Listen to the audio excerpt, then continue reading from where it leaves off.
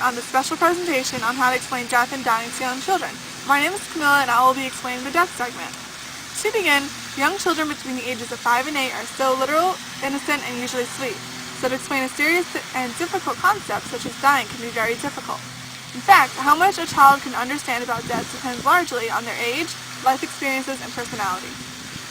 Children deal best with death when given accurate, simple, clear, and honest explanations about what has happened. Children cannot grasp abstract ideas, so to be honest with them and encourage questions. Tell them their body has stopped working.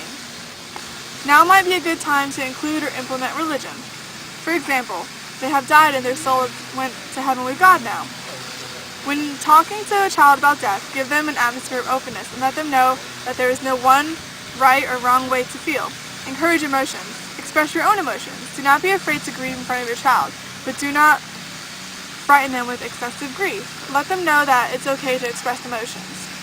Because children are so literal, do not tell them that the person has went away, went to sleep, is resting in peace, or is in eternal sleep. These phrases can confuse the child into thinking the person may come back, or it may scare the child to fall asleep. 2 common questions that children have asked about death are, what happens when you die? An appropriate answer would be, someone who dies can't come back to life again. They stop breathing and their body doesn't work anymore. This means they don't eat, sleep, feel hot or cold anymore. Usually people and animals die when they get very, very old. Another question is, when will I die?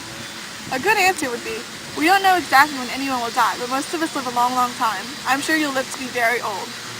Other common questions children ask about death are, where is Uncle Joe? Calmly reiterate that the person has died and cannot come back. This is a good question to answer with a religious input. When will they come back? A child may ask. Remember, they died and they cannot come back. He won't be here anymore, but we'll remember him and think about him all the time.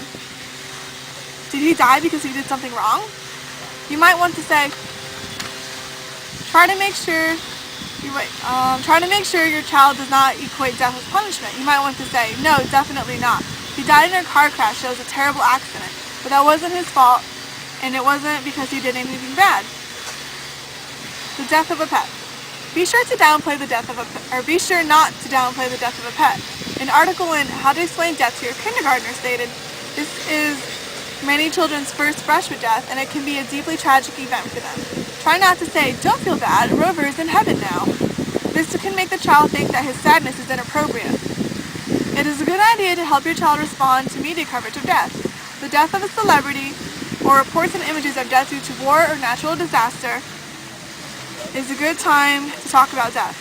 Reassure the child that even though you and a lot of other people may be sad about the event, that you will be there to take care of him and will do anything you can to keep him safe.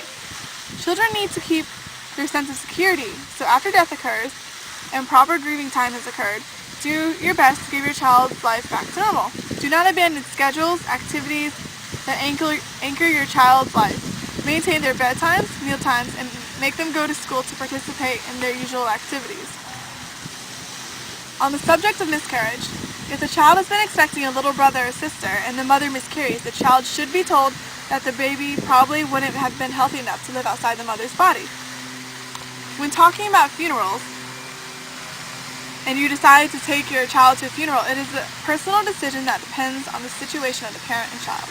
If the parent decides that the child or children are mature enough for a funeral, the parent should explain what to expect. If it is an open casket funeral, explain to the child that the person has died and is not going to be able to talk, hear, or see anything. Mention that people will speak about the person and there may be people who are sad and they may cry. If a child asks why people are crying, tell them that the people are sad that the person has died and that they will miss him or her. Explain the meaning of mourning and what a funeral is. A funeral is to celebrate a person's life, and people have come to celebrate the remembrance of them. It is a good idea to explain death to a child before a death actually occurs. This way, the child can be better prepared and will understand more about what has happened. Remember to encourage questions and emotions. This is a difficult subject and should not be taken lightly. This wraps up our death segment, and now onto our dying segment. Here's Ricardo. Hello, my name is Ricardo, and I will be covering the dying segment today. As we have heard, death is a difficult subject to cover, and it's hard for children to understand. Patience and explanations are needed for children to better understand the concept of death. But what about the subject of dying? Say for instance a grandparent is in the hospital and is dying of cancer, or a child's parent might be dying as well of a disease, or just happen to have died in a car accident. What would be the best way to explain this to a child? All these things and more will be covered in this dying segment. For example, let's say a child's mother is dying, and let's say it's of skin cancer. You don't want to wait until the right time, because you may end up waiting too late. You want to explain to them, as quick as possible, what's going on, and explain to them about the disease. It is important to communicate openly and honestly with the child, because it can lower the anxiety the child has about what is happening, and it will prepare him for the loss of a family member. Children have wild imaginations, and if they are told what is going on, they might harbor fears or beliefs that are even more distressing than reality. Communicating with them openly allows an opportunity for the child to ask questions, and any misunderstandings out of the way. Children will sometimes avoid asking questions because they do not want to upset their parents, especially if they know that their parents feel uncomfortable or get upset when talking about it. Parents may sometimes think that their child is fine, when in fact the child is emotionally affected. If someone is dying of a disease, be honest with the child about the prognosis and answer the questions in the best way you can, and address their concerns. If you do not know the answer to a child's question, let them know that it's okay to respond with, "I don't know." You should tell the child that it was a good question, and you will do your best to try and find the answer. If the question cannot be answered, take this opportunity to teach a child that not all questions have answers, but it is still good to wonder about it. It is better to tell the specifics and be concrete about the disease rather than saying they are sick or ill, because in the future family members or the child themselves become sick. They might associate having a cold with dying. Also, if the child thinks him or she caused the disease, ask them why do they think that, and further explain that they didn't cause the disease. For example, let's say the child's mother is diagnosed with skin cancer, and he recently learned in school that one can get skin cancer from too much exposure to the sun.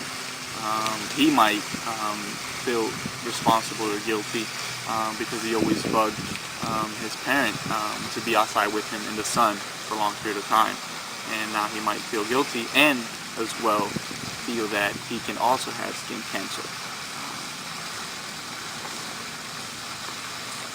Also mention the ways to prevent getting the disease. For example, if the disease is skin cancer, encourage the child to wear sunscreen every time they go outside. Always listen to the child. Listening helps discover the child's fears and concerns. Addressing those worries will help relieve the child's anxieties. Encourage questions and let them know that any feelings that they are feeling are okay. Experiencing various emotions at the same time, such as sadness, anger, and happiness, while playing are common and is a way for them to cope. If possible, let the child help with caregiving to the dying person. For example, let them be in charge of refilling the person's water glass. Always use the word dying instead of passing on or not getting better. The best way to help your child to cope is not to protect them, but tell them the truth, encourage questions and emotions, and instill confidence and coping skills that will grow with them.